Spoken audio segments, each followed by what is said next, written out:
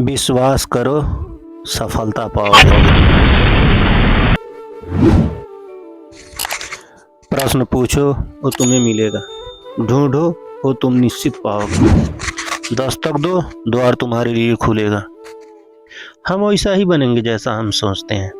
कल्पना शब्द का मतलब समझो और अपने मस्तिष्क को ऊंची उड़ान भरने दो। साहस हर दिन अपने लक्ष्य पर एक आगर्चित हो। जो भी कमाए उसका 10% बचाए। साथ ये भी याद रखें कि कोई भी विचार तब तक व्यर्थ है जब तक हम कार्यान्वयन नहीं करते। एक जाने माने चिकित्सक ने सफल पाने वाले ने कहा, पहले एक निश्चित लक्ष्य निर्धारित करें, अपने को कम आंकने वाली नकारात्मक सोच को त्याग दें, उन सभी कारणों पर विचार करना बंद कर दें जो आकांक्षा जगलाती है कि आप सफल नहीं हो सकते। इसके स्थान पर उन कारणों के बारे में सोचें जो आपको सफल होने का विश्वास दिलाती है।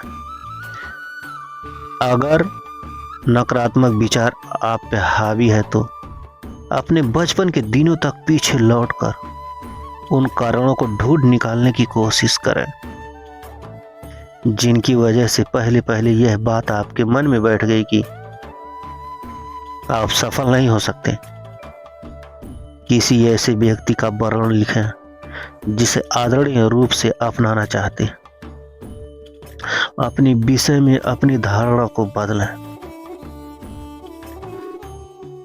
आपने जिस आदरणीय सफल व्यक्ति का अनुसरण करने का फैसला किया है उसकी जगह स्वयं पर रख के सोचें और उसका अभिनय करें।